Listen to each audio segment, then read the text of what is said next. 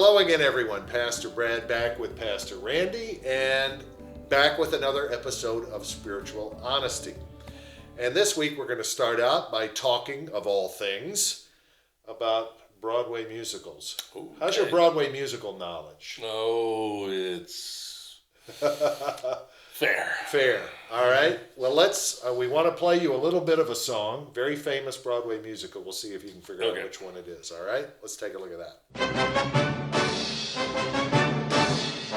Who day and night must scramble for a living, feed a wife and children, say his daily prayers, and who has the right, as master of the house, to have the final word at home.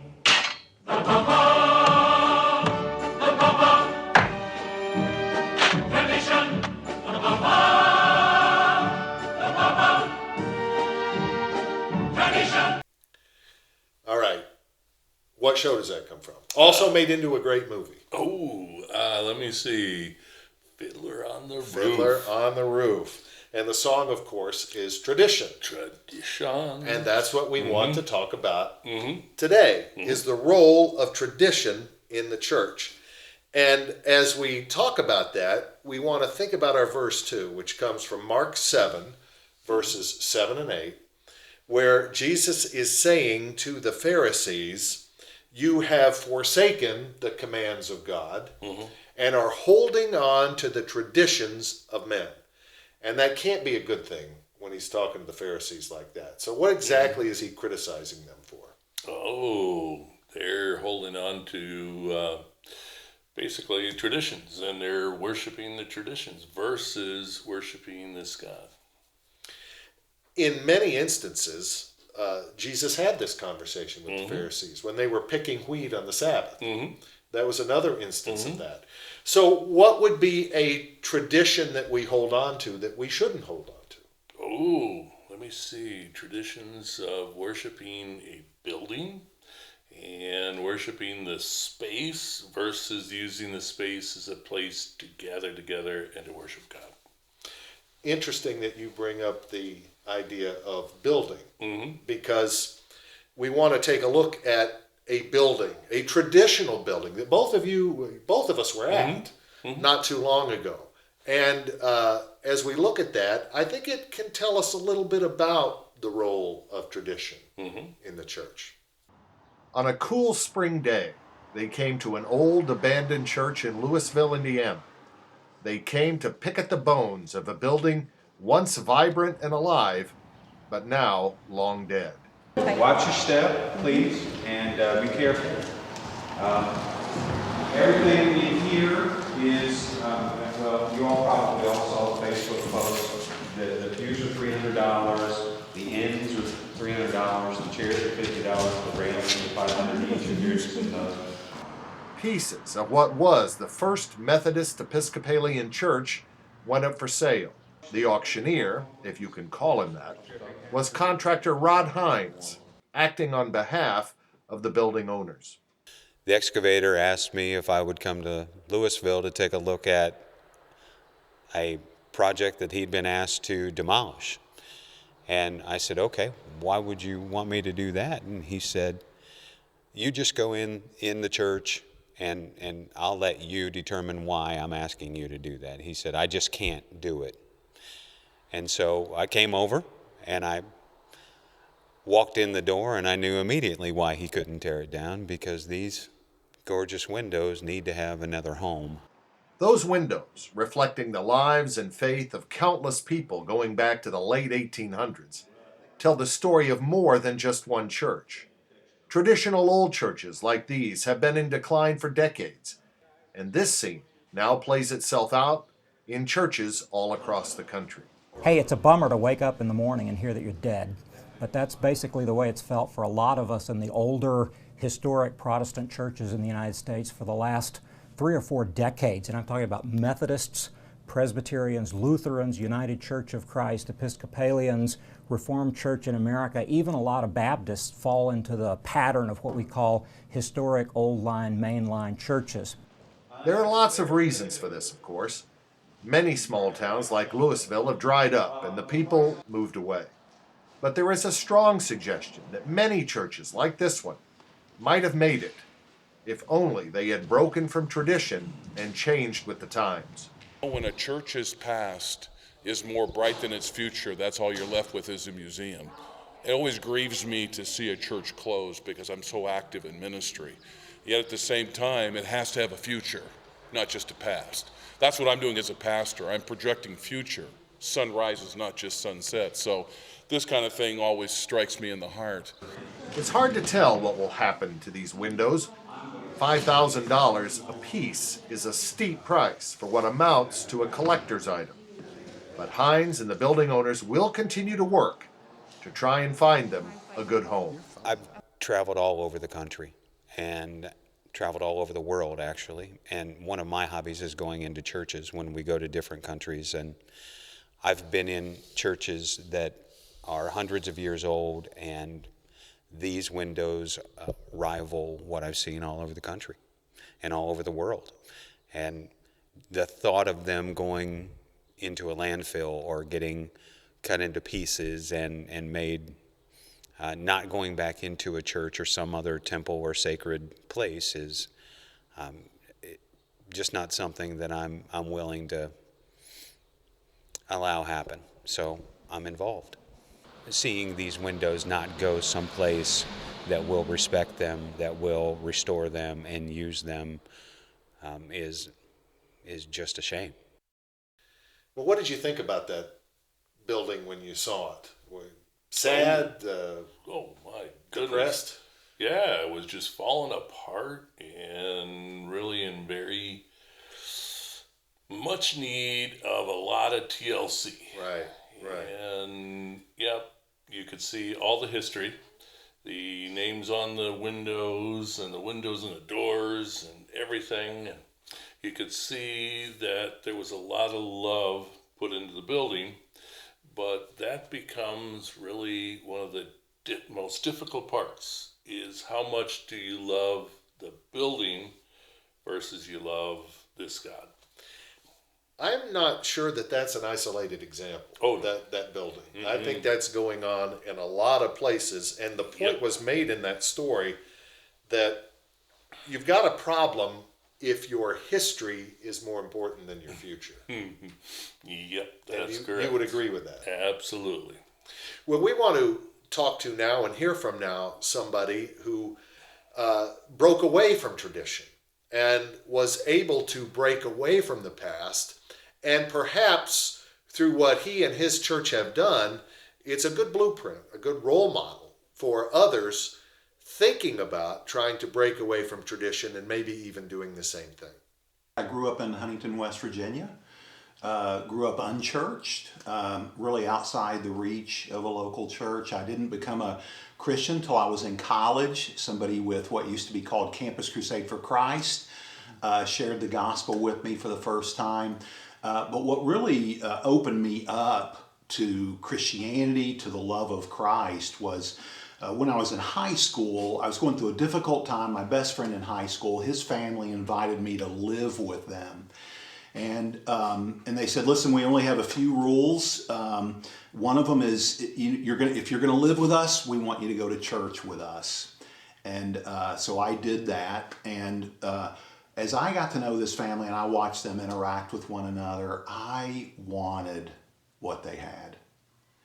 I'd never been in and among a family with that kind of love and affection, and so it was that love that really drew me for the first time to say yes to Jesus, which I did in college. And then I immediately got involved with a group called Young Life Campus Life, and ran a chapter of ministry at a high school there in the Huntington, West Virginia area. Loved that while I was in college. And then in '85, got married to my wife, Jackie. We moved out to Dallas-Fort Worth area, where I enrolled at Dallas Theological Seminary. So it's fair to say you did not come from a traditional religious background. Yeah, I would say, in fact, Brad, in high school, the very first time I ever went to church, I was a sophomore in high school. It wasn't the church I just referenced a moment ago, but I would just say that church wasn't capable of reaching me. You know, I listened to groups back then like Boston or Foreigner or Journey, and so I'd go in and they would sing, and I just didn't resonate with that music. It didn't speak to my soul, my heart. It just felt like I was kind of stepping back in time. And that is kind of a problem we've got in the church today, is it not, that we are still trying to reach people in the 21st century with 19th century music? Is that a fair statement? Well, I think for me, you know, the Apostle Paul says, you know, look, whatever a person's like, I try to find common ground with them.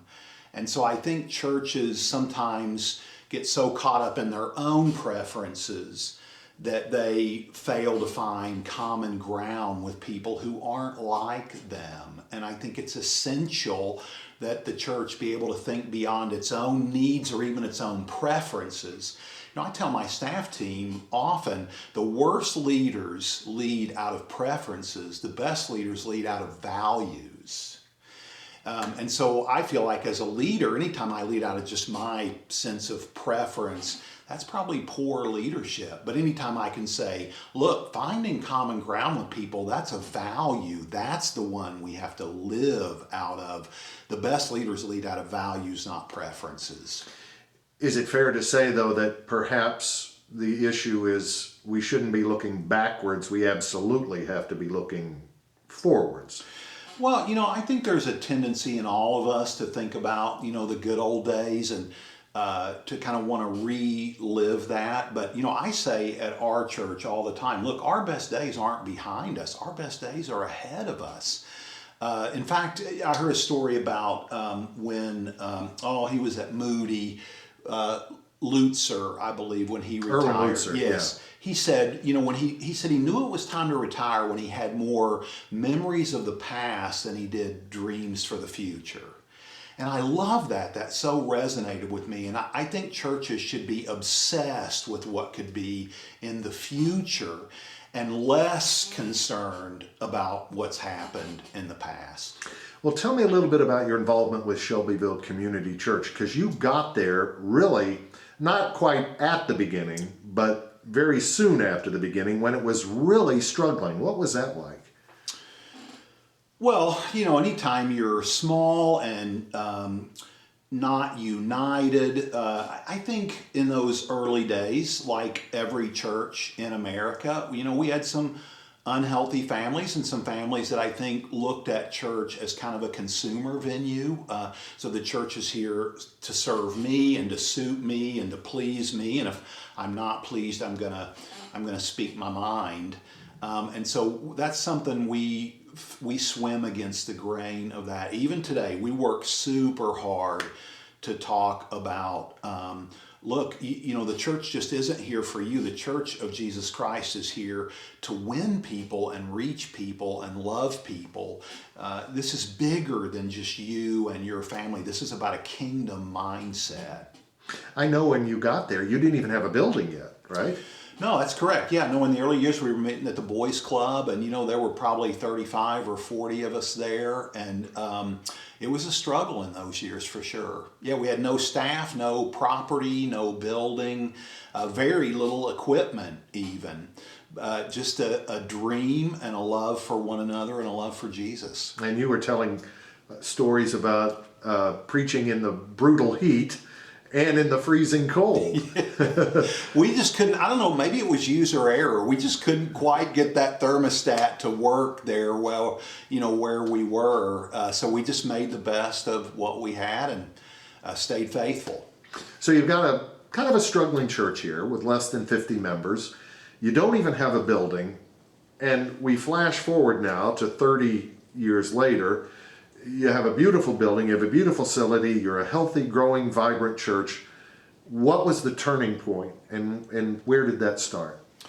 So I think the turning point for us was when we got super intentional about coming alongside families. So, we hired a student ministry pastor.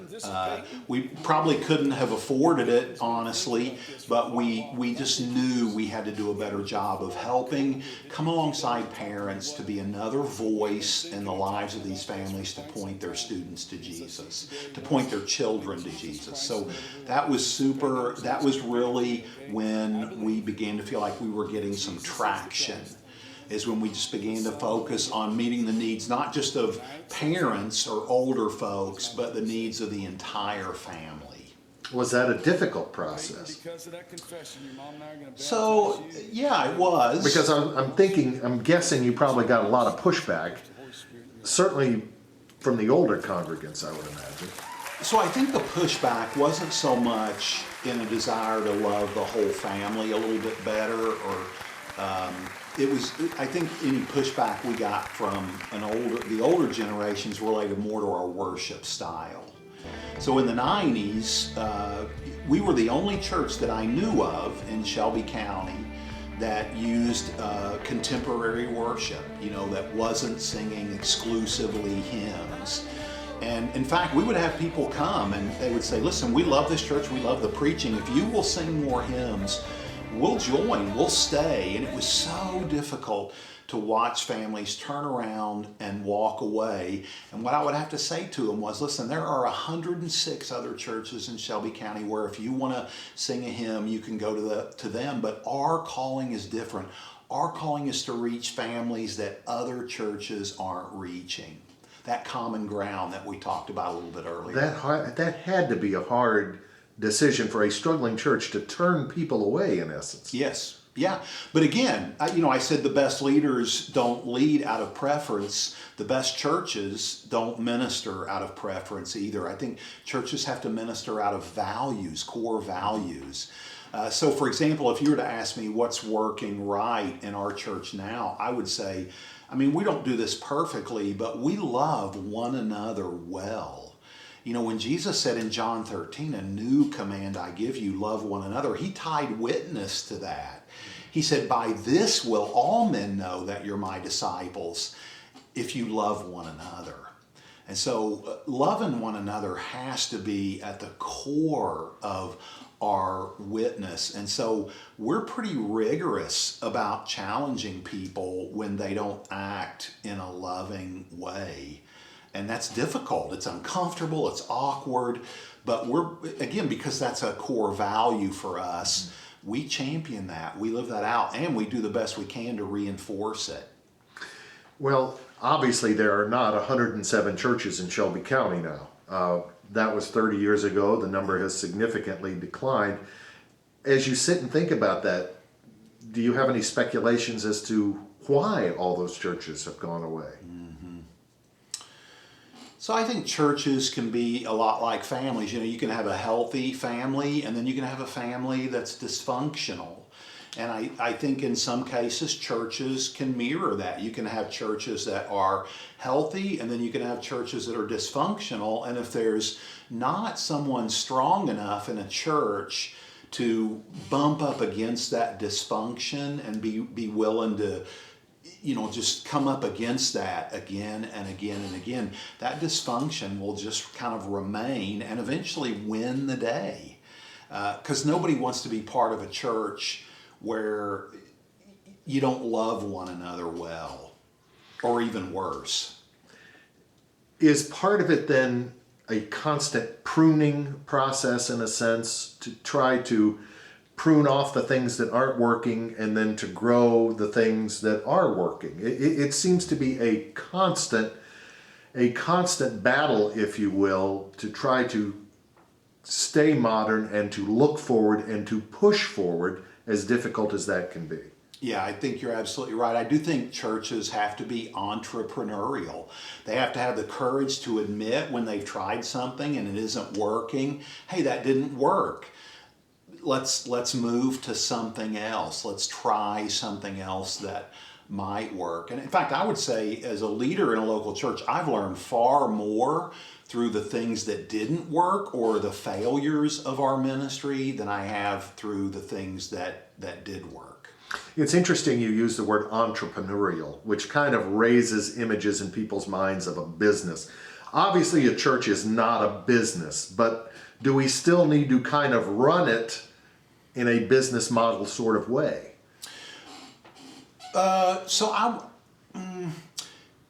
You're absolutely right. I completely agree that the church isn't a business, but I do think there are aspects where, the Bible tells us to be good stewards.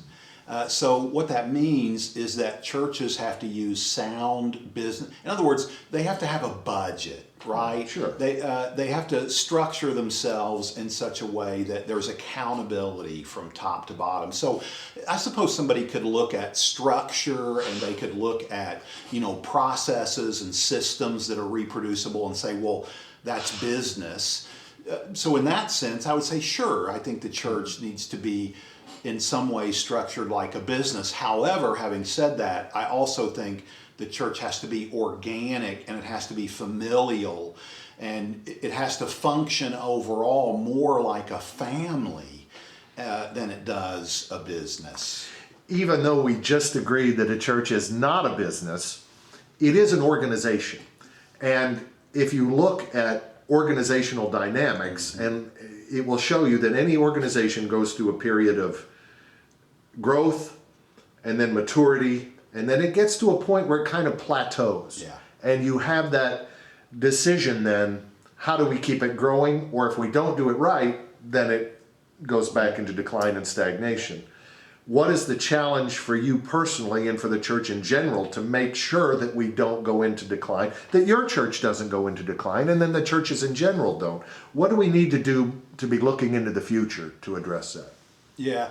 So I think that's, again, being in touch with who it is that you're trying to reach. In other words, if I don't know what our common ground is, I'm never going to find any common ground with you. So I think staying in touch with our culture and where it's headed, the things that matter in our culture, so that we can, again, find some middle ground that gives us room to speak to and engage with our culture. I also think a willingness to continue to change. Change is hard. People don't like change. I don't like change. But churches have to evolve, especially in this day and age where our culture is changing so rapidly. The church has to be willing to change with its culture. Finally, let me ask you, on that note, change is essential and it's important. But what is it about the past? What is it from our tradition that we need to hold on to no matter what? Is there anything? Yeah, so certainly I think tradition is a good thing. It is. And remembering what worked well 25 or 50 years ago is commendable. In fact, I think we need to be willing to honor our past. We need to be willing to honor those who sacrificed to find common ground 50 years ago or 25 years ago. And I think there's a tendency in all of us to pine for the glory days or the, what we would call the good old days. Mm-hmm. And the reality is, if we keep our eyes fixed on Jesus, every day is a good day. And tomorrow can be better than today because Jesus is leading us into that. Well, obviously interesting stuff, but in your opinion, are all of the older churches doomed like that? Do we all have to get on board with the times, so to speak, or is there any hope for older, more traditional churches? Oh, no, absolutely. There's plenty of hope for the older churches and the older buildings. There's nothing wrong with holding on to some traditions. Some of the ways we do things, etc. Nothing wrong with that. But when that is the most important, the focus of our worship is holding on to traditions, it can get in the way. I heard a pastor one time say at a church growth seminar, he said, if you're still singing gospel music in your church, mm-hmm. you're dead and you just don't know it. Mm-hmm. The idea being you're still holding on to that old tradition. Would you agree with that? Yes and no. Yes, I would agree that sometimes we hold on to the old music, and I had plenty of people tell me it's just not Sunday without the organ. And I sit there and say, I really think you're holding on to the wrong thing. You know, to come into the church, it's got to be quiet when you come in, and it's got to be reverent, and actually, it doesn't have to be. It can be lively, it can be exciting, and it says, you know, play with cymbals and flutes, etc. And why shouldn't we? Well, that kind of leads into our viewer question this week, which comes from Matthew 23:27. Someone writes in and says, what does Jesus mean when he talks about the whitewashed tombs? He's talking about that some people are like whitewashed tombs. What does that mean? Let me see. You said it. Let me see. They're dead and they don't even know it. And yeah, because you're worshiping the wrong things and you're already dead. And you just whitewash it to kind of cover it up, make it look pretty again. And I'm sorry, that's not what we're supposed to be doing. Put another coat of paint on it, and we'll just keep fixing up the old, Yep, rather exactly. than working on the new. When do we come to that realization that we need to just completely break from the past? How do we know when that time is there? When we become so comfortable in our traditions. When we become so comfortable that when we walk in, we do exactly the same things every single Sunday. And when we walk out, we aren't changed in our hearts. But yet, I feel better now. And sorry, you're going to the wrong church. You're just feeling comfortable. Exactly. You're whitewashed too. Oh. Well, thank you for that question. And if you'd like to send us a question for us to consider and to talk over, please email it to the show, care of My Attention. Don't send it to Randy. That's right. He's traveling all the time. He's going here and there. He's involved in all these projects. I'll be sure to get it, and maybe we'll have your question on the air with us and talk about it at some point. So that is our show. Not a very, I guess it's a traditional show. Oh, yes. In a sense. But we thank you for joining us. And for Pastor Randy, this is Pastor Brad saying we hope to see you again on the next episode of Spiritual Honesty. Funding for this program has been made in part through a generous donation by Fisher Seeds of Shelbyville, Indiana. Fisher, grow, nourish, thrive.